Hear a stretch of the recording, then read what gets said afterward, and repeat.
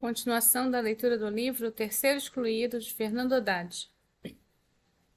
Fronteiras e nichos culturais. A leitura que Lévi-Strauss faz da chegada dos conquistadores europeus e do colonialismo resultante é elucidativa. O genocídio de povos ameríndios e a importação de mão de obra escrava africana, nos termos por ele propostos, são tratados sobre a mesma denominação de coalizões geradoras de superorganismos sociais, como se os processos históricos de formações sociais se diferenciassem por modo e grau, mas não por natureza. Genocídio e escravização são desdramatizados por uma narrativa técnica sob o manto da ciência.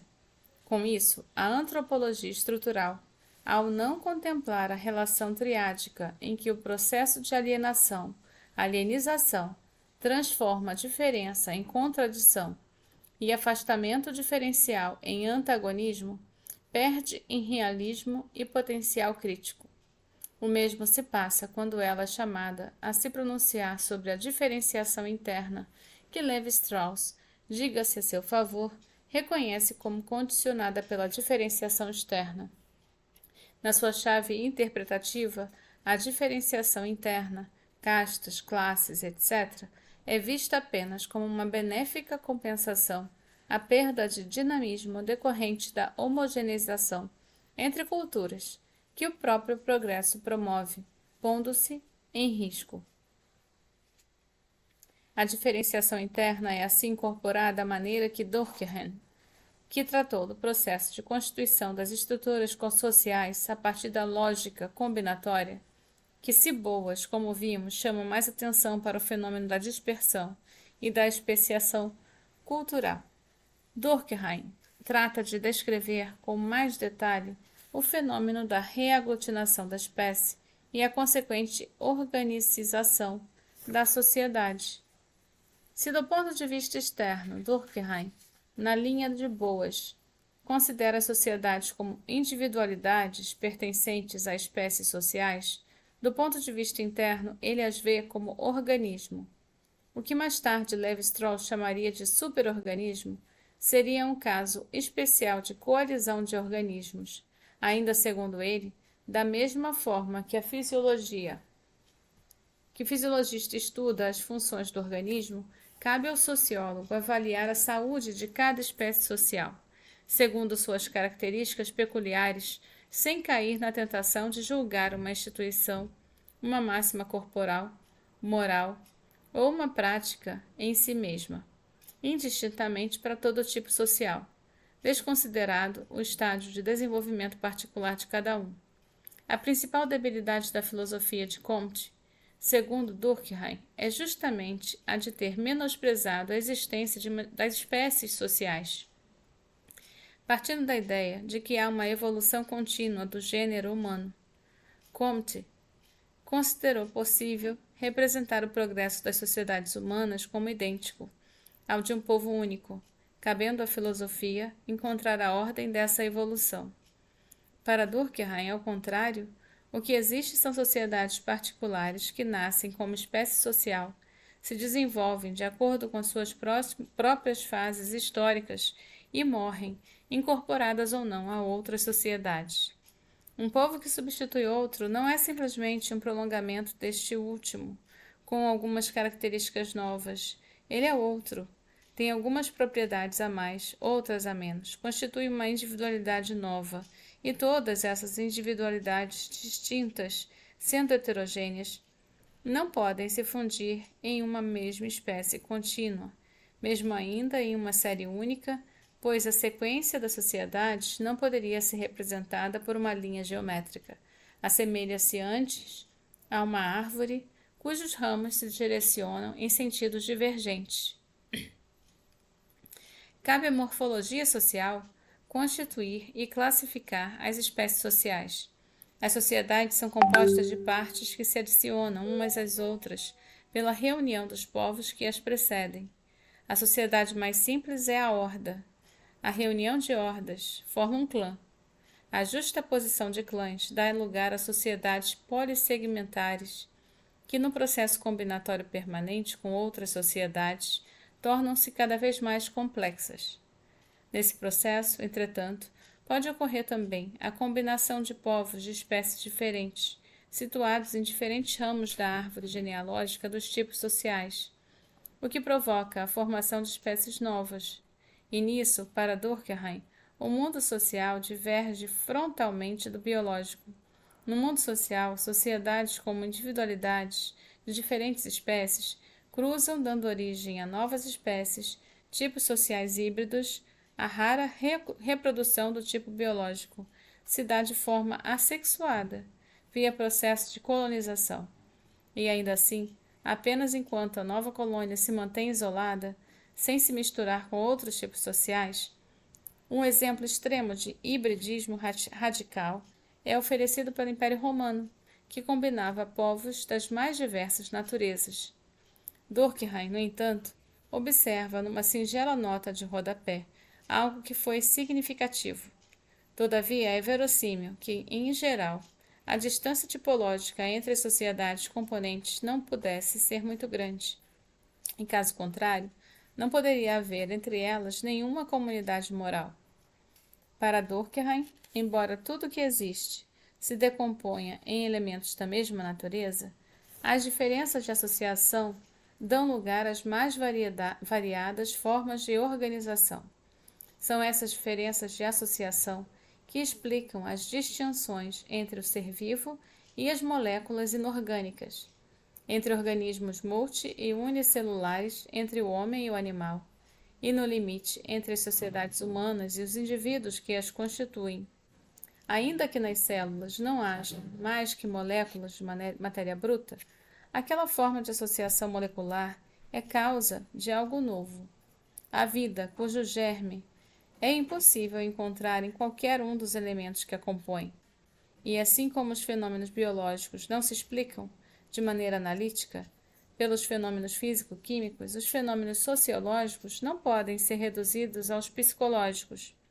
Ao se agregarem, ao se penetrarem, ao se fundirem, as almas individuais dão origem a um ser psíquico, se preferirem, mas que constitui uma individualidade psíquica de um gênero novo. Daí a referência de Durkheim à comunidade moral. Esse é o motivo pelo qual, de acordo com Durkheim, a sociologia não se deve deixar enganar por certos traços aparentemente inatos do homem, como sentimento de religiosidade, ciúme sexual, amor maternal, pois as manifestações dessas inclinações diferem tanto de uma sociedade para outra que, eliminadas todas as diferenças, o resíduo psicológico que se remanesce em todos os seres humanos se limita a algo situado à distância dos fatos que pretende explicar. E da mesma forma que os psicólogos contemporâneos veem a vantagem da psicologia em relação à neurologia, Durkheim vê a vantagem da sociologia em relação à psicologia. O objeto dos dois pares propostos é mais fácil de alcançar. A sociedade humana é, portanto, um organismo que não se reduz às suas partes constituintes. Ele tem existência própria, exterior ao indivíduo, e se impõe a ele, exercendo um tipo de coerção que é produto espontâneo da realidade.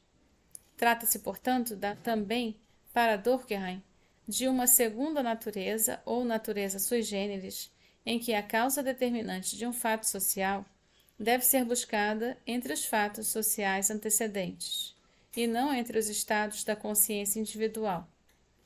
Isso não implica que a originalidade individual não tenha papel na evolução social. Ela, porém, pouco pode fazer se as condições de que a própria evolução depende já não estiverem de certa maneira realizadas.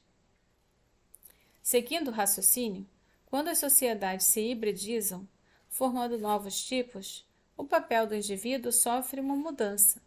Inicialmente, a combinação se dá entre sociedades de mesma natureza. As primeiras sociedades polissegmentares se constituem de segmentos similares e homogêneos, justapostos como anéis de um anelídeo, combinações de nova ordem, que, no entanto, dão lugar a organismos completamente diferentes. em que as partes constituintes não são da mesma natureza, não estão dispostas da mesma maneira. Antes, compõem um sistema de órgãos diferentes, cada qual com função especial, coordenados e subordinados a um órgão central que exerce sobre o organismo uma ação moderadora. E assim como as células se especializam nos organismos multicelulares, os indivíduos que formam uma sociedade complexa assumem funções diversas e complementares por meio da divisão do trabalho. A diferença das células, no entanto, os indivíduos não herdam as características de seus genitores e a distribuição das funções sociais pode deixar de responder à distribuição dos talentos e aptidões naturais.